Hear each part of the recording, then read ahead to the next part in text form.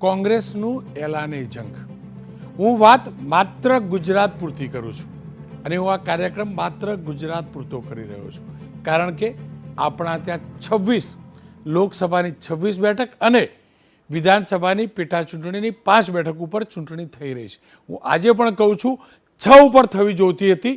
હું જાજુ કારણમાં નથી પડતો, પણ વિસાવદરની ચૂંટણી કેમ ના થઈ, મારા વિસાવદરના લોકોનો જનપ્રતિનિધિ કેમ નહીં, એનો જવાબ જે પણ વ્યક્તિએ વિસાવદરથી રાજીનામું આપ્યું છે ને એને આપવું જ પડશે.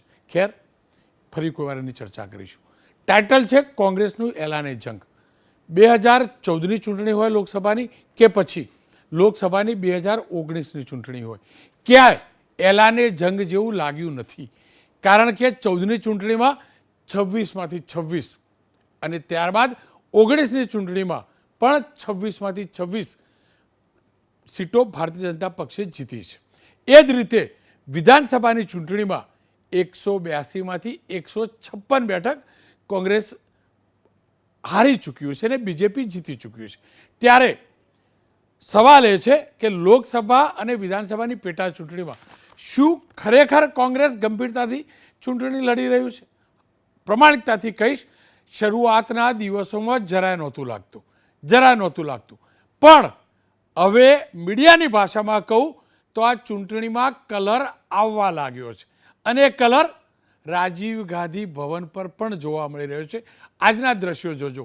વોર રૂમ શબ્દ કયા પક્ષનો છે હું નથી જાણતો, પણ કોંગ્રેસે આજે પ્રદેશ કોંગ્રેસના કાર્યાલય ઉપર વોર રૂમ બનાવ્યો છે, જેનું ઉદ્ઘાટન થયું. આપ જોઈ શકો છો. શક્તિસિંહ ગોયલ દેખાય છે, મનીષ દોશી પણ દેખાય છે, શૈલેષ પરમાર પણ દેખાય છે, હેમાંગ રાવલ પણ દેખાય છે. ખેર, એટલું જ નહીં, ગંભીરતાથી ચર્ચા પણ થઈ અને ઉમેદવારો જે પણ સિલેક્ટ કરાઈ રહ્યા છે એ ચોક્કસ છે કે લડવા ખાતર ચૂંટણી નથી લડાઈ રહી. કમસે કમ, કોઈ નહીં બોલતો પણ કમસે કમ બનાસકાંઠાની ચૂંટણી ઉપર કલર આવી ચૂક્યો છે, અમરેલીની બેઠક ઉપર ચૂંટણી આવી ચૂક્યો છે, ભલે કોંગ્રેસ ન હોય પણ ભરૂચની બેઠક ઉપર કલર આવી ચૂક્યો છે. અને વાત હવે મૂળ રાજકોટની બેઠકની. જી હા, રાજકોટથી કોંગ્રેસે ઉમેદવાર જાહેર નથી કર્યા, પણ કોંગ્રેસ જબરજસ્ત રણનીતિ બનાવી રહ્યું છે અને એ છેલ્લા 48 કલાકથી દેખાઈ પણ રહ્યું છે. કોંગ્રેસના પ્રભારી આજે આવ્યા ત્યારે તમામે એમને પૂછ્યું કે ઉમેદવારો ક્યારે જાહેર કરશો, તો એમનું કહેવું હતું કે લિસ્ટ નક્કી થઈ ચૂક્યું છે, ગમે તે ઘડીએ ઉમેદવાર જાહેર કરાશે. અમને જે જાણકારી મળી છે, એબીપી અસ્મિતા સંવાદદાતા હિરેન રાજગુરુ જે જાણકારી લઈ આવ્યા છે સૂત્રોના આધારે, અને સૂત્ર એટલે કહું છું, કોંગ્રેસમાં સૂત્રો હોય છે, બીજેપીમાં સૂત્રના આધારે અમને જાણકારી નથી મળતી, પણ કોંગ્રેસમાં મળે છે. એ પ્રકારે અમદાવાદ પૂર્વની બેઠક, જ્યાં રોહન ગુપ્તા ઉમેદવાર હતા, એમને ઉમેદવારી પાછી ખેંચી પક્ષમાંથી રાજીનામું આપ્યું, એ બેઠક ઉપર ભારતીય જનતા પક્ષના હસમુખ પટેલની સામે કોંગ્રેસ હિંમતસિંહ પટેલને ઉમેદવાર બનાવી શકે છે. હિંમતસિંહ પટેલ ધારાસભ્ય રહી ચૂક્યા છે. હિંમતસિંહ પટેલ અમદાવાદ કોંગ્રેસના અધ્યક્ષ છે. હિંમતસિંહ પટેલ અમદાવાદના મેયર પણ રહી ચૂક્યા છે. મહેસાણાની લોકસભા બેઠક ઉપર કોંગ્રેસ લાલજીભાઈ દેસાઈ અથવા રામજીભાઈ ઠાકોરને ઉમેદવાર બનાવી શકે છે. મહેસાણા લોકસભા બેઠક જે છે એની અંદર ઠાકોર અને પાટીદાર બંને સમાજના મતદાતાઓ મહત્તમ છે. પાટીદાર અને ઠાકોર મતદાતા વચ્ચે સંખ્યાના પરિપ્રેક્ષમાં ઝાઝો ફરક નથી. એટલું જ નહીં, વિજાપુરની પેટા ચૂંટણી પણ યોજાઈ રહી છે. આ સંજોગોમાં મહેસાણાથી ઠાકોર ઉમેદવાર કોંગ્રેસ ઉતારવાનું રણનીતિ બનાવી રહી છે, પણ લાલજીભાઈ દેસાઈને પણ ઉતારી શકે છે. એ જ રીતે મહેસાણાની બેઠક ઉપર હરિભાઈને ટિકિટ અપાઈ છે, આપણે જાણીએ. નવસારી લોકસભા બેઠક CR પાટીલ કે જે સતત વિક્રમી લીડથી જીતી રહ્યા છે, ત્યાં નૈસદ દેસાઈ, સિદ્ધાર્થ દેસાઈ અથવા અનુપ રાજપૂતને ઉમેદવાર બનાવી શકાય છે. હવે મૂળ વાત ઉપર આવીએ, રાજકોટની. પરેશ ધાનાણીને છેલ્લા 1 મહિનાથી હું સતત સંપર્ક કરતો હતો, તો પરેશભાઈ હરમેશ ગ્રામીણ વિસ્તારમાં હોતા હતા અને વાડી ઉપર હોતા હતા. હું રાજનીતિની વાત કરું એટલે પરેશભાઈ ખેતીની વાત કરતા હતા. પણ છેલ્લા 24-48 કલાકથી પરેશભાઈને ગરજતા જોવા મળે છે. પરેશભાઈ તૈયારી કરતા હોય રાજકોટની બેઠક ઉપર એવું લાગી રહ્યું છે. અને કોંગ્રેસ પણ રણનીતિના ભાગરૂપ પરેશ ધાનાણીને ઉમેદવાર બનાવવાનું વિચારી રહ્યું, અને એટલે જ લલિતભાઈ કગથરા અને રાજકોટ શહેર કોંગ્રેસના નેતાઓ ગઈકાલે પરેશભાઈને સમજાવવા ગયા, મનાવવા ગયા હતા. ત્યારબાદ પરેશભાઈએ જે ભાષણ આપ્યું, જે વાત કરી, એનાથી પણ સંકેત મળ્યા. કોંગ્રેસના નેતાઓના જે નિવેદન આવ્યા એનાથી પણ સંકેત મળ્યા કે પરેશ ધાનાણી રાજકોટ બેઠક ઉપર ઉમેદવાર બની શકે છે કોંગ્રેસના. આવો સાંભળી લઈએ પરેશભાઈનું એ પ્રવચન. રૂપાલા સાહેબ इस બેઠાએ આ સ્ત્રી હટનું સન્માન કરે, દેશની દીકરીઓની જે સન્માન થવાનું એનું સન્માન કરે, તો આ સમસ્યાનું સમાધાન આવે. હવે સાહેબનું સમજે તો તમે પૂજાતા નથી. આ કાર્યકર્તા છે કેરા કપડે, લડાઈ લડવા રાજકોટની બજારમાં તમારો જે લાગણી છે, ભાવ છે, તારે રાજકોટના રણ મેદાનમાં સેનાપતિ બનીને લડવા જવાનું છે તો પણ પરેશ ધાનાણી તૈયાર છે. અને મારું નેતૃત્વ મને આદેશ આપે, પરેશ તારે રાજકોટના રણ મેદાનમાં એક કાર્યકર્તા બનીને સરહદે ખાંડા ખખડાવવાના છે તો પણ તમારો પરેશ ધાનાણી. આ બુલેટ બાબુએ તૈયારી કરી લીધી છે, અમરેલીથી કિક મારી રાજકોટ પહોંચવાની નક્કી છે. એ પાછળનું ગણિત પણ છે. ખેર, ભારતીય જનતા પક્ષના સૌરાષ્ટ્રના નેતાઓએ શું પ્રતિક્રિયા આપી, પરેશ ધાનાણી ઉમેદવાર બને તો એ પણ સાંભળી લઈએ. પરેશ ધાનાણી રાજકોટથી લડવાના છે એ મને ખબર નથી, કોંગ્રેસનો વિષય છે. પરેશભાઈ ધાનાણી રાજકોટમાં લડે, પણ રાજકોટ છે ભારતીય જનતા પાર્ટીનો ગઢ છે અને ભારતીય જનતા પાર્ટીમાં વધુમાં વધુ મતથી ચૂંટાશે 7.5 લાખની લીડથી, એવું અમે ચોક્કસ કહી શકીએ. આ ચૂંટણીમાં કોઈ પણ લડવા આવે વિરોધ પક્ષથી અમે એને આવકારીએ છીએ. પરેશભાઈ ધાનાણી આવે, કદાચ રાહુલ ગાંધી આવે, સોનિયાજી આવે, કોઈ પણ નેતા આવે, અમારા માટે સન્માનની છે. હું એટલું કહીશ કે રાજકોટમાં કદાચ કોઈ નેતા ચૂંટણી લડ્યા હોત તો ડિપોઝિટ પણ બચે અને એવી સ્થિતિ હતી, એટલા માટે ડરતા અમરેલી સુધી મનાવવા ગયા. પરંતુ હજુ પણ કોંગ્રેસની લડાઈ ડિપોઝિટ બચાવવા માટે છે, નહીં કે જીતવા માટે. કોઈ પણ પાર્ટી ગમે તે જ્ઞાતિનો ઉમેદવાર રાખે, જાત જાતના ભેદભાવ વગર આ ચૂંટણી લડાવવાની છે અને ભારતીય જનતા પાર્ટી જીતવાની છે. બે વાતો છે. એ હકીકત છે ચૂંટણીઓમાં આજે પણ કોમવાદી મુદ્દો હોય છે અને એ હકીકત છે કે પરસોત્તમભાઈ રૂપાલા અમરેલીથી આવીને રાજકોટ ચૂંટણી લડે છે. એ હકીકત છે પરેશ ધાનાણી લડે તો પણ એ અમરેલીથી આવીને રાજકોટમાં ચૂંટણી લડશે. બંને પાટીદાર છે. પરસોત્તમભાઈ કડવા પટેલ છે અને ભાઈ પરેશ લેઉવા પટેલ છે. એટલે કોંગ્રેસ અહીંયા જંગનું એલાન કરવાની તૈયારી કરી રહ્યું છે. અલગ અલગ બેઠકો પર શું રણનીતિ છે, કયા પ્રકારનો જંગ જામવાનો છે એ જાણીએ. લલિતભાઈ કગથરા, કોંગ્રેસના નેતા. જગદીશભાઈ મહેતા, વરિષ્ઠ પત્રકાર છે. કાકા, તમારાથી શરૂઆત કરું. તમે જ આ જંગની શરૂઆત કરી, અત્યાર સુધી અમે છેલ્લા 15 દિવસથી ક્યાંય કોંગ્રેસની ચર્ચા કરતા નહોતા. તમે ઉમેદવાર પણ મોડા જાહેર કર્યા, જોકે અગાઉની ચૂંટણી કરતો વહેલા જાહેર કર્યા. પહેલી વાર તમારે ત્યાં કાચ ના ફૂટ્યા, એ પણ હકીકત છે, એટલે એ પણ સમાચાર નહોતા બનતા. પણ જંગમાં ઉતર્યા હોય ને એવું એક જ્ઞાનીબેનની વાત ઉપરથી લાગતું ભાષણથી, અને કાલ તમે જઈને પરેશભાઈને જે સમજાવતા હતા, તૈયાર કરતા હતા, એના ઉપરથી લાગતું ગણિત શું અને શું ખરેખર પરેશભાઈ માની ગયા ખરા? જો રોનકભાઈ, તમે થોડાક મહિના દિવસ પાછળ જાઓ તો તમે જ આ જ સ્ટુડિયોમાંથી આ જ જગ્યાએથી એમ કહેતા હતા કે કોંગ્રેસને ઉમેદવાર ગોતવા પડશે, કોંગ્રેસ પાસે કોઈ ઉમેદવાર નથી. આજે કહો છો ને કોંગ્રેસ એલાને જંગ છે. ગેનીબેનને જે રીતે ઉમેદવારી કરી અને જે રીતે સાબરકાંઠામાં જે માહોલ બન્યો, અને હું તમને વારંવાર કહેતો હતો કે જે રીતે ભારતીય જનતા પાર્ટી કોંગ્રેસના નેતાઓને લઈને એના પગ ઉપર કુવાડા મારી રહેતી, એના લૂછણિયા કાર્યકરોને, એના પાયાના કાર્યકરોને અવગણી રહી હતી, અહીંયા બળવો થવાનો હતો. અમારા કેવાથી આ 2 સંસદના ઉમેદવાર બદલાવ્યા છે. વડોદરાનું અમે કહેવા ગયા હતા કે તમે બદલાવો. મને એમ છે ઉષાબેન ને કે એ બોયલા અને એના હિસાબે તમારે ઉમેદવાર બદલાવવા પડ્યા. વડોદરામાં બનાસકાંઠા પછી સાબરકાંઠામાં બદલાવવા પડ્યા. આજે પરસોત્તમભાઈને અમે નહોતું કીધું કે તમે આ બોલો, એના મુખમાંથી નીકળે છે આ બધા તમારા જે પાપ એ હવે ભરાયણા જ, એટલે આ બધું થાય છે.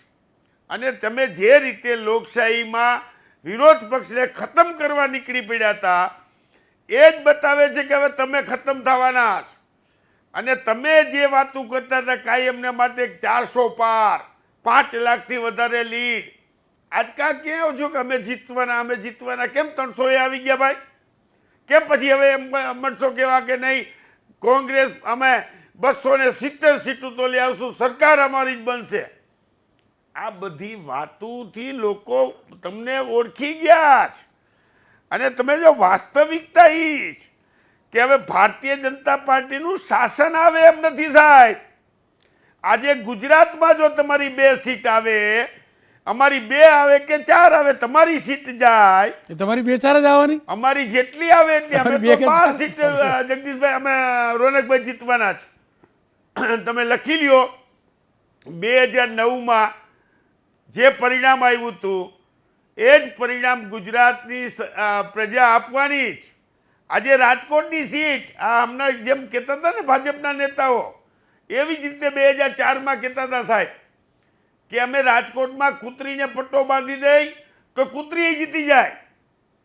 એ જ ભાજપની નાક સામે એ જ નેતાઓની હાજરીમાં કિરણભાઈ હારી ગયા હતા અને કુંવરજીભાઈ જીતા હતા કોંગ્રેસના સિમ્બોલ ઉપર. એ ભારતીય જનતા પાર્ટીએ ભૂલવું ન જોઈએ. એ જ કુંવરજીભાઈ ભાજપના ઉમેદવારને જીતાડશે. એની વાત નથી. પ્રજાએ મત કોને આપ્યો તો? પ્રજાએ કોને જીતાડ્યા હતા? આ વાત ભૂલવી ન જોઈએ રોનકભાઈ. અને અત્યારે જે તમારા નેતાઓ હવે કોક એમ બોલે કે નરેન્દ્રભાઈ દેસાઈ, હવે તમારા ઉમેદવાર એવા ગોતે આવો છો જેને મોદી બોલતા નથી આવતું, ક્યાંક દેસાઈ બોલાઈ જાય છે, ક્યાંક તમારે અમરેલીના બોલા બતાવો ને. હમણાં આજે અમરેલીના ઉમેદવારે શું કીધું? અમે CR પાટીલ સાહેબને અમરેલીમાંથી 500 આપશું. હું 500 સંસદ સભ્ય દેવાના અમરેલીમાંથી? એક સેકન્ડ ઉભારો, મારી જોડે છે બાઇટ. આ તો બતાવો. મારી ટીમને કહીશ, ભરતભાઈ સુતરિયા અમરેલીથી ભારતીય જનતા પક્ષના જાહેર થયેલા ઉમેદવાર શું બોલ્યા એ પણ સાંભળી લઈએ. એ પ્લે કરે. મોદી સાહેબે 400 પાર, તો 400 પાર તો થાવું. આપણા અધ્યક્ષ CR પાટીલ સાહેબે કીધું છે 500 પાર, 500 પાર, 500 પાર. તો સાહેબ અહીંયા તમને ખાતરી આપી હતી કે આ વખતે અમરેલી 500 પાર હશે, અમરેલી 500 પાર હશે, અમરેલી 500 પાર હશે. એમાં કોઈ શંકા નથી, કેમ કે અમે ગામડાની અંદર જઈએ છીએ, ઉત્સાહ અને સૌનો પ્રેમ મળે છે. એટલે તમને પાકી ખાતરી આપી હતી કે 500 પાર અહીંયા થશે. પણ લલિત કાકા, એક મિનિટ રોનકભાઈ, આવું શક્ય પણ બનતું હોય 156 કોઈ વિચાર આ જઈને સંસદમાં શું ઉકાળી દે? પણ એમને 500 પાર પણ તો થઈ જાય એવું જરૂર થોડું 500 છે. પાર અમરેલીમાંથી અમે CR પાટીલ સાહેબને 500 અમરેલીમાંથી આપશું. અને હું અમરેલીમાંથી 500 સંસદ સભ્ય દેવાના જ. આ સંસદ સભ્યએ ભારતીય જનતા પાર્ટીએ દિલ્હીની અંદર સંસદમાં દેશના પ્રતિનિધિ તરીકે આ ઉમેદવારો ગોતતા સાહેબ.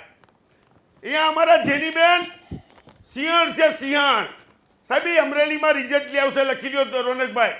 પણ તમે તો 2-4 જ કહી તો હે.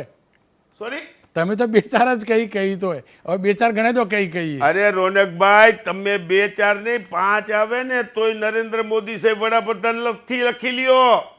ગુજરાતમાં જો આ પવન આવશે ને જેને, તો ગુજરાત ઉપર તો ભાજપ જીવે જ.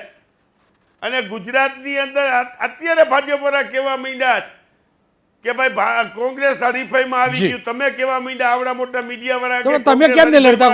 તમે આટલું સારું વાતાવરણ છે, તમે રાજકોટથી કેમ ચૂંટણી નહીં લડતા? જો રોનકભાઈ, આ વખતે કોંગ્રેસ પાર્ટીએ બહુ સ્પષ્ટ નિર્ણય લઈ લીધો, તો તમે સમજી લ્યો કે આખા ગુજરાતની અંદર ગમે ત્યાં અમદાવાદ, જો તમે જામનગરની વાત કરું તો પહેલાં વિક્રમભાઈ અને પૂનમબેન લડતા. આ વખતે અમે નક્કી કર્યું કે ભાઈ અહીંયા લેવા પટેલ સમાજને ટિકિટ દેવી છે. ક્ષત્રિય સામે ક્ષત્રિય અથવા કડવા પટેલ સામે કડવા પટેલ, તો એ રાજકારણમાંથી બહાર નીકળવું છે. ઠાકોર સામે ઠાકોર, એમાંથી બહાર નીકળવું છે. અને બધા જ સમાજને પ્રતિનિધિ મળે એમ. આ વખતે જો મહેસાણાની અંદર તમે જ અમને બતાવ્યું, અમે આજે જામનગરની અંદર માલવાની એક યુવાન નેતાને ટિકિટ આપી, છોકરાને, તો આખું વાતાવરણ ચેન્જ થઈ ગયું છે. ખેર, હજી પેટા ચૂંટણીની તો વાત કરવી છે 5 બેઠકની. જગદીશભાઈ મારી સાથે છું. જગદીશભાઈ, તમારો રાજકીય અનુભવ શું કહે છે વિશ્લેષણનો? શું પરેશ ધાનાણી બુલેટની કિક મારીને રાજકોટ પહોંચી જશે એવું લાગી રહ્યું તમને? જુઓ રોનકભાઈ, ભારતીય જનતા પાર્ટીએ જ એક તો પેટ ચોળીને સૂળ ઊભું કર્યું, પહેલી વાત તો એ, અને એનો ફાયદો સ્વાભાવિક જ કોંગ્રેસને મળ્યો, જે મૃતપાય અવસ્થામાં હતી અથવા વેરવિખેર હતી અથવા તો જેને ચિત્રમાં નહોતા એમ આપણે બધા ડિબેટ કરતા હતા, એને મેદાનમાં લાવવાનું કામ તો ભારતીય જનતા પાર્ટીએ અવળ હવળ ઉમેદવારો ઊભા રાખીને કરી દીધું. એ વાત સનાતન સત્ય છે.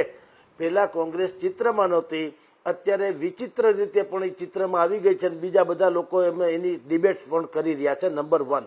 પણ હું આપને ધરાતલ વાત કરું, લલિતભાઈ તો માંજેલા ખેલાડી છે રાજકારણમાં ને સ્વાભાવિક જ એના પક્ષની વાત કરે. પણ હું આપને કહું, તમે ગમે તેટલું કોલસાને દૂધથી ધુવો તો એ ધોળો ન થઈ જાય. એ કોલસાની જીત્યા રે. અત્યારે પરેશભાઈ ધાનાણી લડવા આવ્યા એટલે શું થયું થાય, શું થવાનું પણ છે એ કહી દઉં, શું થયું એ પણ કહી દઉં. પહેલી વાત તો એ કે પરેશભાઈએ પહેલા ના પાડી હતી. જો અત્યારે ખરો યોદ્ધો હોય, ખરો પક્ષના કોઈ પણ ખરા યોદ્ધા હોય, એણે પહેલા શું કરવું જોઈએ? પક્ષની હાલત જોઈને એણે કહેવું જોઈએ કે અમારી તૈયારી છે. ખબર નથી સરહદ પર સી આફત ખડી છે, ખબર છે એટલી કે માતની હાકલ પડી છે. તો તમારે પહેલા ભાઈએ કહેવું જોઈએ, ભાઈ પરેશભાઈએ, કે ભાઈ હું તૈયાર છું, મને આપો. પહેલા એણે ના પાડી હતી.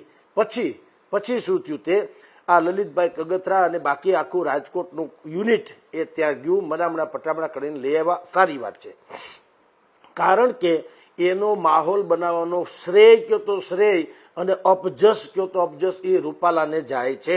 એનાથી જે જીભા જોડી થઈ ગઈ એને કારણે વાતાવરણ પલટાણું અને કોંગ્રેસને એમ લાગ્યું કે આ કડવા પાટીદાર છે, આપણે લેવા પાટીદારને ઉતારીએ તો 3-4 ફેક્ટર્સ જેથી ખપ લાગે એમ છે. નંબર 1, એક કોંગ્રેસના કમિટેડ વોટર્સ. નંબર 2, આ પરસોત્તમભાઈ જે રીતે બોલવા માટે થઈને ફેવરિટ છે એવી જ રીતે પરસોત્તમભાઈ પણ આ બાબતમાં ફેવરિટ છે. એટલે સમાજને એમે તુલના કરવાની ખબર પડે. કોયલડીને કાગ એનો વાને વર્તારો નહીં, એનો જીભરડીએ જવાબ હાચું હરઠિયો ભણે. એટલે પ્રજાને એમે ખબર પડશે કે તમારી પાસે તો અમારી પાસે પણ આ ટાઈપના વ્યક્તિ છે. નંબર 3, સૌથી ઇમ્પોર્ટન્ટ બાબત એ છે, કોંગ્રેસના કમિટેડ ને એ બધું તો ઠીક છે, ભારતીય જનતા પાર્ટીના અસંતુષ્ટ જે સમાજ છે, ભારતીય જનતા પાર્ટીનો અસંતુષ્ટ કહું છું, એને અત્યાર સુધી એવો વિકલ્પ નહોતો મળ્યો કે એ પોતાની હૈયા વરાળ ક્યાં ઠાલવે. આ પહેલી વખત એવું બને છે કે એને એમ લાગે છે કે જો ઠાલવવી હોય તો એ પરસોત્તમ રૂપાલાની સામે અત્યારે પરેશ ધાનાણી જેવો સક્ષમ ઉમેદવાર છે તો ઠાલવવાની કોશિશ કરશે. પરંતુ આપને કહું કે મુશ્કેલી થોડી ક્યાં પડવાની છે રોનકભાઈ, કે ભાઈ પરેશ ધાનાણી રાજકોટ આવે છે, એ આખું રાજકોટ યુનિટે સંભાળી નથી લીધું. ભાઈ ગયા હતા લલિત કગથરા, હમણાં જ મારા પછી તાત્કાલિક બોલશે કે અમે છીએ કોંગ્રેસ છીએ વગેરે વગેરે. પણ હું આપને કહું, નથી ઇન્દ્રનીલભાઈ જોવા મળ્યા, નથી ડોક્ટર હેમાંગ વસાવડા જોવા મળ્યા, નથી વિક્રમભાઈ સુરાણી, જોકે એ ચિત્રમાં અત્યારે હતા એની પણ એ પણ નથી જોવા મળ્યા, કે નથી ગાયત્રીબા વાઘેલા જોવા મળ્યા. જેના નામ આવતા હતા એ લોકો જોવા નથી મળ્યા. લલિતભાઈ ગયા હતા, અતુલ રાજાણી ગયા હતા વગેરે વગેરે.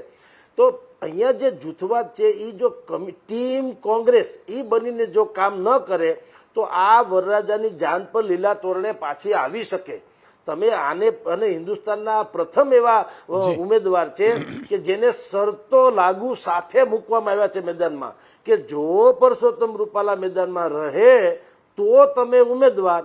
માની લો કે કાલ સવારે અહીંયા 14મી તારીખ એપ્રિલે ક્ષત્રિય સમાજનું રાજકોટની બાજુના રતનપરમાં વિશાળ સંમેલન છે, અસ્મિતા સંમેલન, અને એમાં ધારો કે કંઈક પણ તલવારબાજી થઈ, શબ્દોની કહું છું, તલવારબાજી થઈ, મારી નાખું, કાપી નાખું, અને જો વાતાવરણ ફરે ન કરે નારાયણ અને પરસોત્તમ રૂપાલાની ઉપર પ્રેશર આવે ભારતીય જનતા પાર્ટી ઉપર અને એ પોતાની ઉમેદવારી પાછી વિડ્રો કરી લે તો પરેશભાઈ ધાનાણી છે એ હકીકત છે, એમ કોંગ્રેસ પણ કહે છે. પણ બે ઘડી માની લો કે એ ખેંચી લે તો ઠીક જ છે, કે તો પરેશ ધાનાણી એ રહેવાનું નથી. આ તો ન ખેંચે અને એ યથાવત રહે તો પરેશ ધાનાણી. હવે માની લો કે ખેંચી લે તો પછી સાઈડમાં ભલે ઈ ડમી તો ભરાવા જ હશે, જી. પરંતુ સાઈડમાં જે લોકોના નામ છે એમાં નથી હેમાંગ વસાવડા, જી. એમાં નથી ઇન્દ્રનીલ રાજગુરુ, એમાં નથી ગાયત્રીબા વાઘેલા, કે એમાં નથી બીજા કોઈ જી, પણ. તો જગદીશભાઈ. જે લોકોને હશે તો તમે કમ્પેરેટિવલી કરશો તો શું થશે? એટલે હું આપને કહું છું, હિન્દુસ્તાનની આ જી. પહેલી એવી રસપ્રદ ચૂંટણી થઈ રહી છે જેમાં જો ને તોનો જી. આધારે એક ઉમેદવાર મેદાનમાં આવે જી, જી. છે કે આમ હશે તો હું, એટલે શરતો લાગુ સાથે. જી. એટલે 4-5 વસ્તુ એવી છે કે એક તો સંગઠન નથી, જી. એક જોતવા વાળું છે, અને ભારતીય જનતા પાર્ટી પાસે જે માઇક્રો પ્લાનિંગ જી, છે જગદીશભાઈ. એ તો હિસાબ કિતાબ માગનારું છે.